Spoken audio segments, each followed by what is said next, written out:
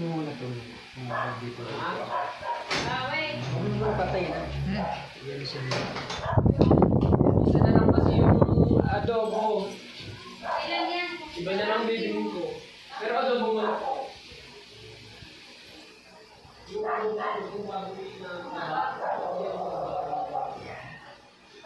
Iyon ko na.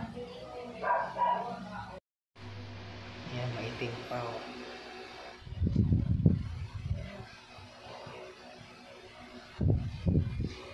Kailangan ko pang matupi ito.